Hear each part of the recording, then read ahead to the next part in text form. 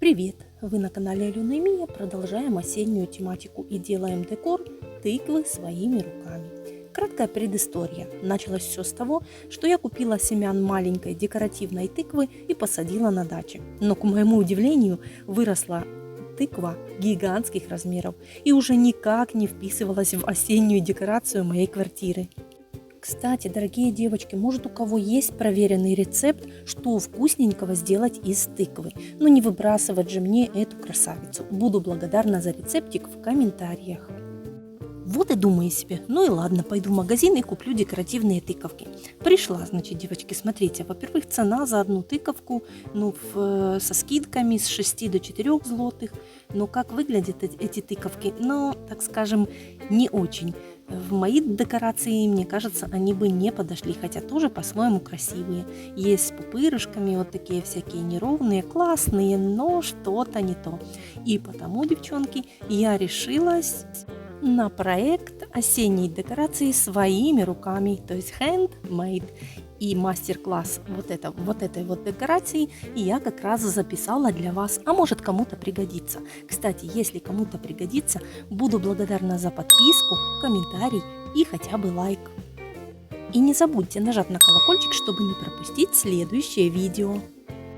Ну все, бла-бла-бла, заканчиваю, вы этого не любите, представляю вашему вниманию, что у меня получилось. Вот такие вот прекрасные тыковки. Кстати, по-украински тыква это гарбуз, а по-польски тыква это дыня. Тыковки делала в разных цветах и, кстати, после выхода видео, думаю, сделаю себе такую большую подушку тоже в форме тыквы. В интернете очень много вариантов, можно посмотреть и выбрать себе, что бы вам хотелось.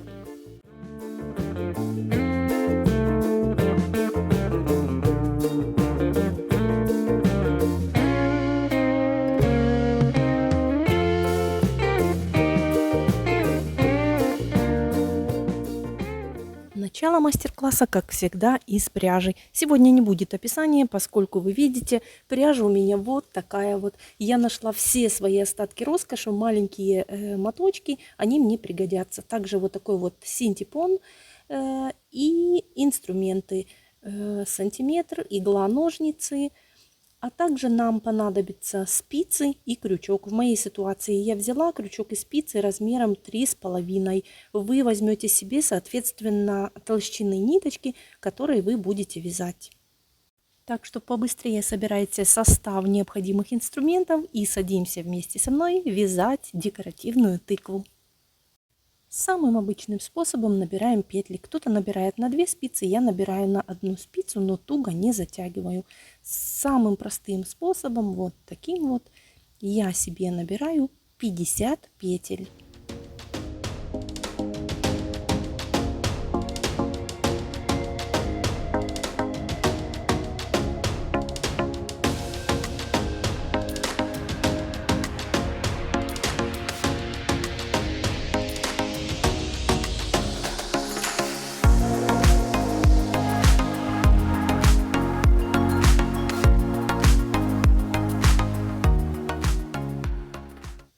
Вот довязываем 50 петельку, пересчитываем, чтобы у нас на спицах было 50 петель, переворачиваем эту спицу,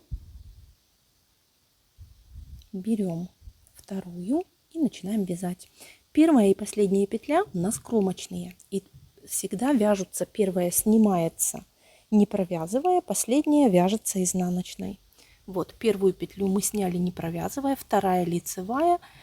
Вяжем 4 изнаночные. Вот. И теперь смотрите, после этого раппорт 2 лицевые, 4 изнаночные.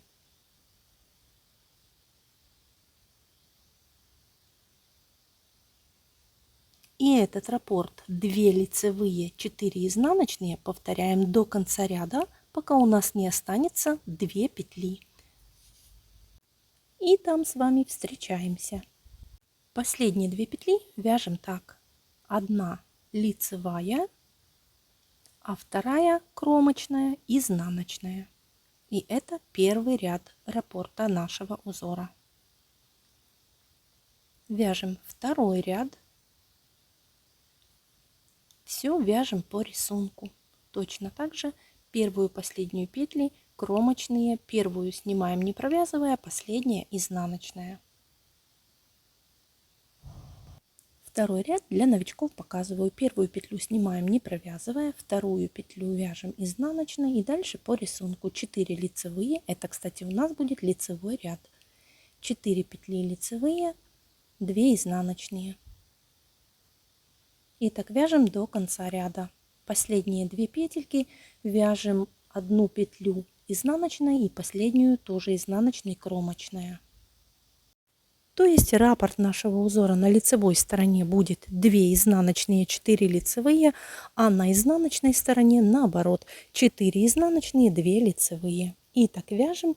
Я провязала 28 рядов. Вы вяжете себе столько, сколько вы хотите, на соответственную высоту.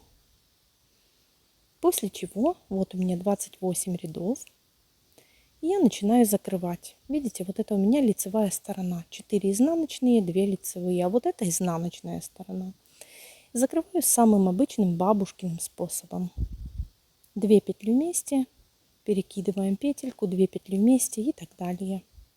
Опять же таки для новичков показываю закрытие петель. Вот, берем 2 петли вместе, за заднюю стенку провязываем лицевой. У нас вывязывается 1 петля. Переснимаем ее на левую спицу, снова 2 петли вместе, лицевой за заднюю стенку и так до конца ряда.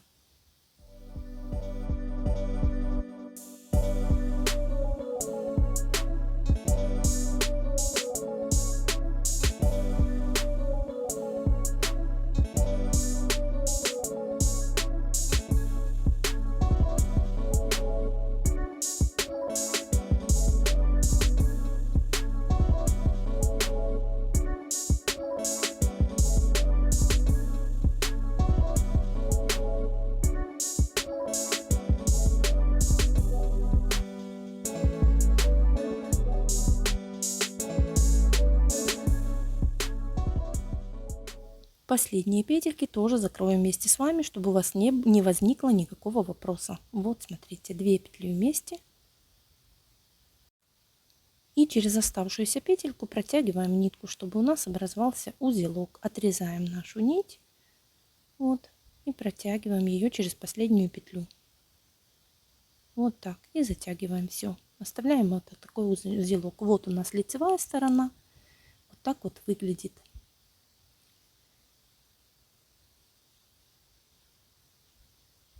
Сейчас мы померяем, сколько у нас вышло. То есть, смотрите, я набрала 50 петель и провязала 28 рядов.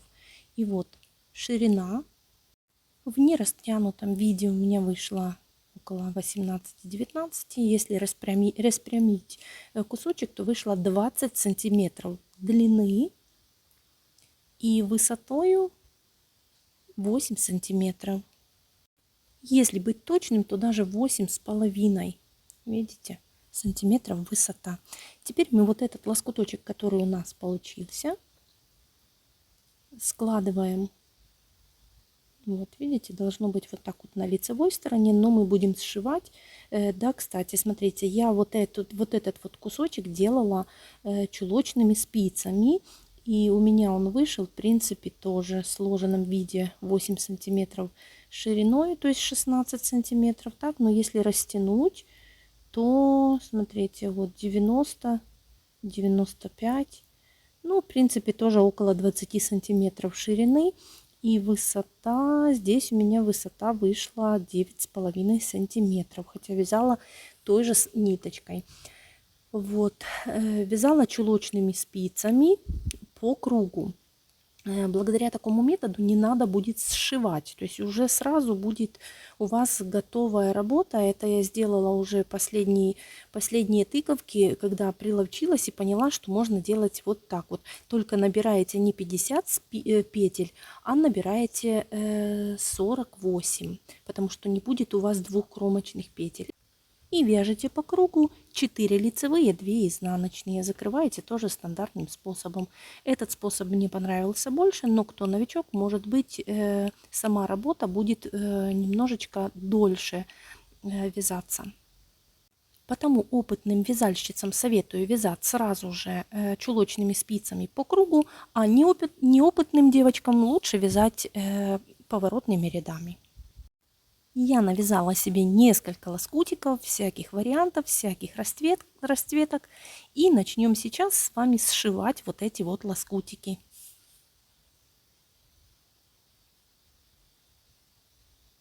Для этого нам понадобится игла. Вот смотрите, наша лицевая часть, мы ее берем, складываем наш лоскутик лицевой частью внутрь, привязываем ниточку, можно и оставить соответственную длину, и сшиваем, очень важно, косичками, вот этими вот кромочными петлями, то есть соединяем кромочные петли между собой.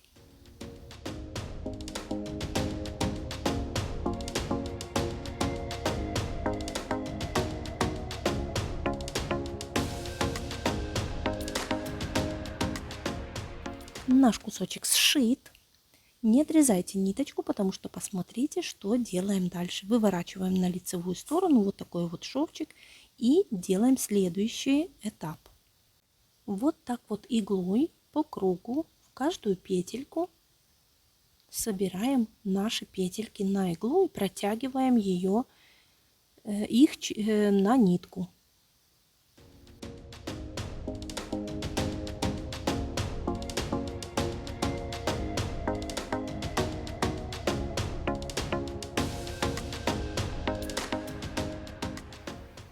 Готово. Теперь нам остается за вот эту ниточку потянуть и стянуть все как можно туже в кружочек. Вот так вот. У нас останется по центру маленькая дырочка, которую мы прошьем крест навкрест, только уже с лицевой стороны. То есть вот так вот иглу поворачиваем на лицевую сторону, выворачиваем нашу, скажем так, а-ля шапочку. И вот у нас такая дырочка получается. Мы ее сейчас за петельки крест-накрест сошьем, чтобы избавиться вот от вот этой вот дыры. У нас получится такая вот как бы снежинка.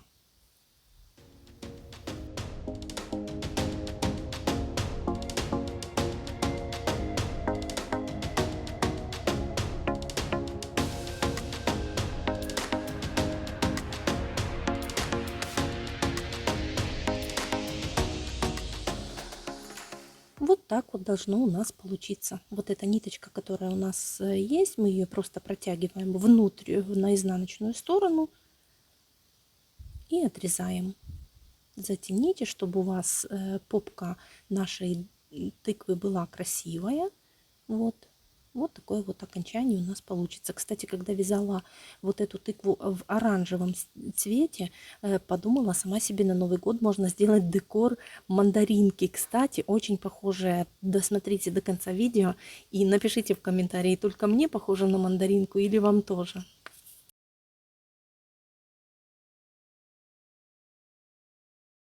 Теперь работаем над верхней частью тыквы. Делаем то же самое иглой. Вот так вот соединяем петельки и протягиваем на нить. Проверьте, хорошо ли стягивается, но не стягивайте, потому что мы сейчас будем сюда ложить холофайдер, вату, синтепон, у кого что есть. Кстати, соседка пробовала делать так же, как и я, только она работает крючком, и она говорила, что кусочки ненужных ниток налаживала. Ну, короче, кто чем хочет, мягким себе наполняем. Хотите побольше тыкву, побольше наполняете, поменьше, поменьше. Кстати, если наполняете побольше, я заметила, что петельки расширяются и немножко холофайдер виден, но это абсолютно не страшно.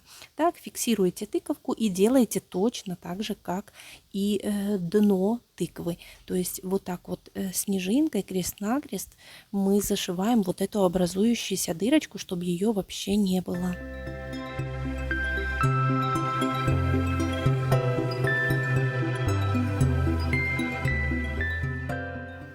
Сама тыковка почти готова. Нужно ей придать только формы. Вот смотрите, вот здесь мы зашивали. И вот наши изнаночные ряды. Теперь мы делаем вот так вот посерединке. Протягиваем нитку.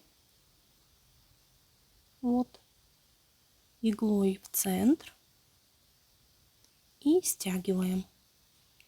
Вот так вот. Делайте тоже крест-накрест, потому что если делать дольки по очереди, то они, получаются, неровные. Я попробовала по очереди, пришлось перешивать, потому что последняя долька была тоньше, чем предыдущая. Потому все делайте крест-накрест, тогда у вас равномерно расположится холофайдер. И я затягивала достаточно туго и делала по 2 витка, чтобы наверняка. Только обязательно виточек нитки должен быть по центру. Обращайте на это внимание. Вот когда он по центру, тогда натягивайте. Вот. У вас такая клеверинка получится после 4 натяжений. Так вот. И потом делаете следующие углы. То есть протягиваете каждую долечку в такой вот способ.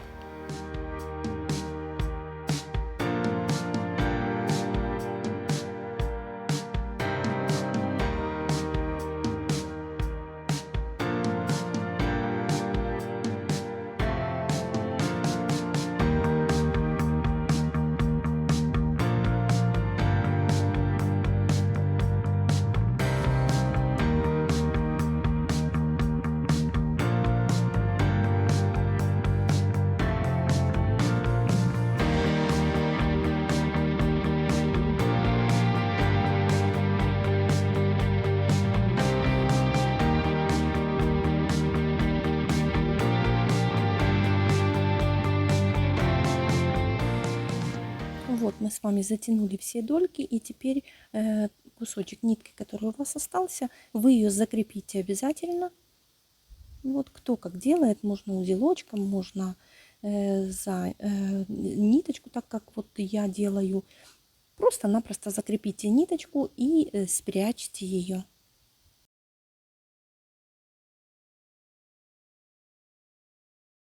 Вот вам наша дыня, и чего-то здесь не хватает, правда? Похоже на очищенную мандаринку.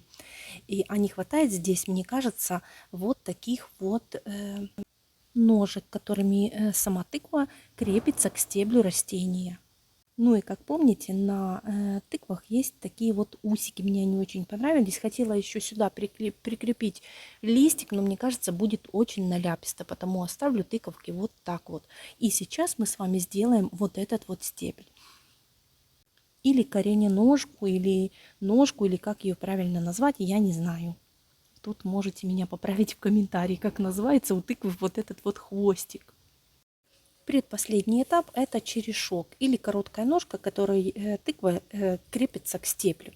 Буду я ее делать с помощью крючка и взяла вот такую вот суровую нить. Это обычная суровая нить, которая используется больше в пищевой промышленности. Я нашла ее в гараже у мужа и думаю, ножка мне подойдет, или черешок. Ну и вот смотрите. Крючок мы выбираем соответственно толщине наших ниточек, так? Помните об этом. С помощью крючка мы сделаем сейчас такой веночек из косички и соединим все 8 наших долечек. В каждую дольку вот так вот входим крючком и вытягиваем по косичке, по петельке.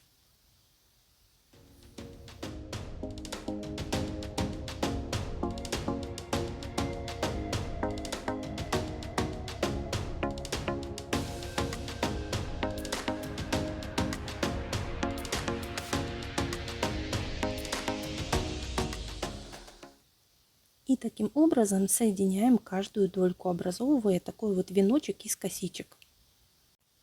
Эту косичку пролаживайте как можно ниже, не делайте высоко, потому что от нее мы будем делать вот этот вот черешок или корененожку, не знаю, как ее назвать.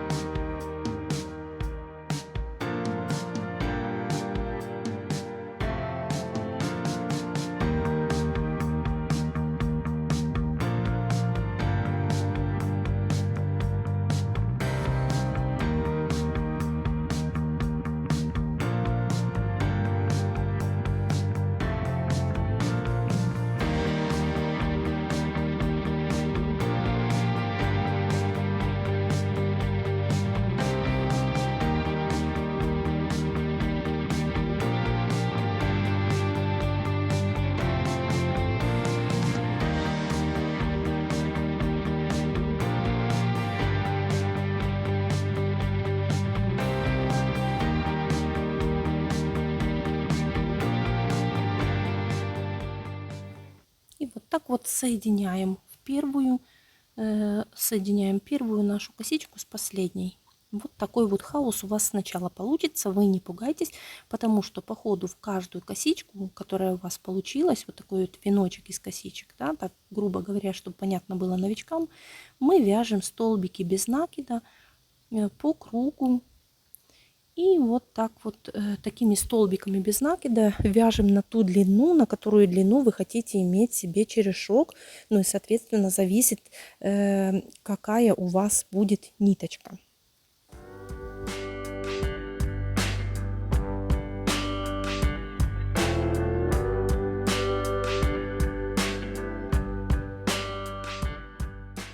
Я себе проплела 6 рядочков и на 7 буду сокращать по одной как бы нашей петельке, чтобы этот черешок был такой как бы треугольной формы, таким окончанием поуже.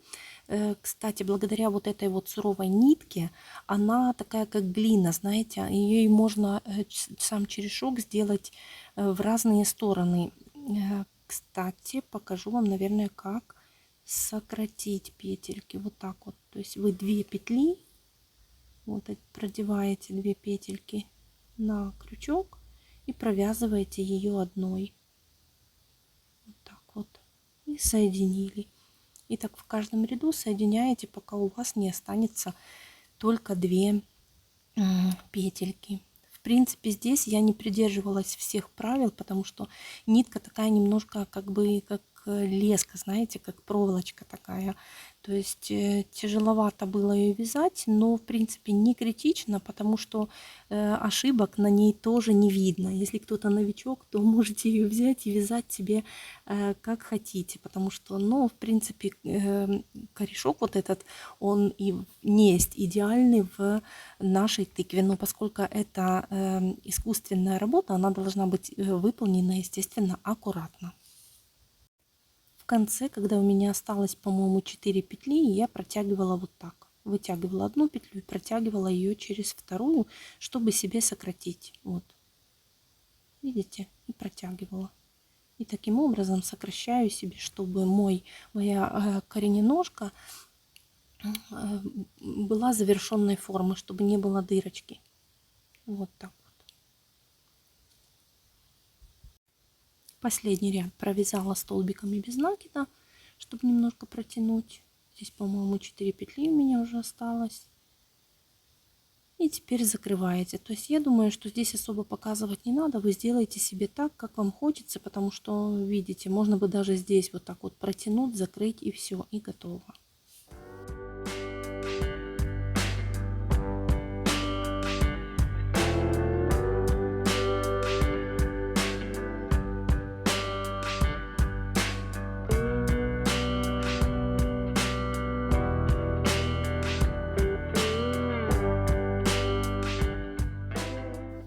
Ну и здесь, наверное, я уже завершу, поскольку здесь не видно, где какая петелька.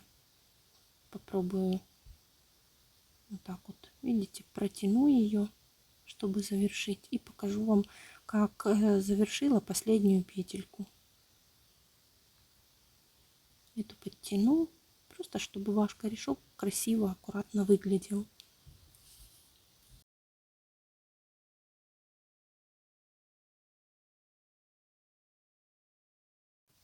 И вот последняя петелька у меня без накида.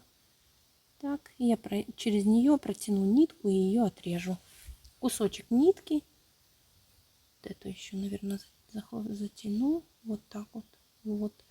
И кусочек нитки спрячете в сам корешок.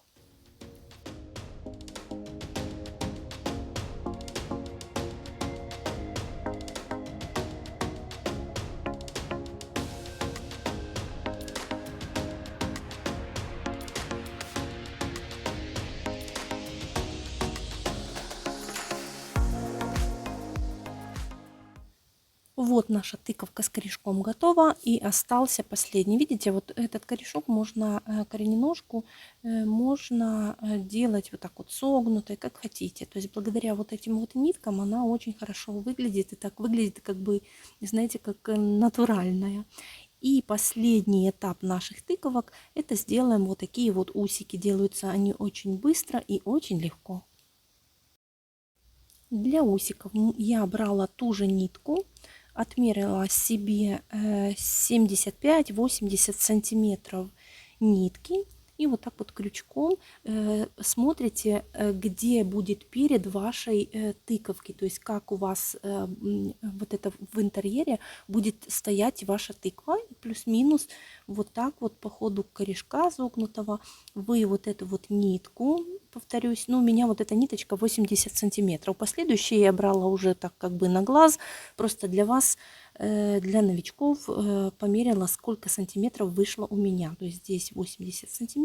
И теперь вы краюшки соединяете и делаете так, чтобы эта нитка была равномерно распределена на вашей тыковке. И крючком, вот смотрите, за корененожку, за какую-то из петель корененожки вы зацепливаете петельку, как бы формируете такую петлю. И крючком, с помощью крючка, делаете цепочку из петелек. Вот такой вот способ. Вот здесь. Не пугайтесь, у вас сначала будет вытягиваться нитка. Здесь вторым концом просто подтяните, и она вернется в исходное положение. Я сделала цепочку из 18 петелек. Вы сделаете себе соответственно до размера вашей тыквы. Ну и вот довязываем последнюю 18 петлю в нашей цепочке и вытягиваем ниточку. Вот такой вот способ. Узелка можно не завязывать, я себе завяжу на всякий случай, чтобы мне ничего не распустилось. Вот, и отрезаем вот этот вот кусочек, который у нас остался. Ну и точно так же делаем на второй стороне. Вот подтяните хорошенько за вот эту вот корененожку, зацепите петельку, протяните ее. И то же самое начните делать цепочку из 18 петель.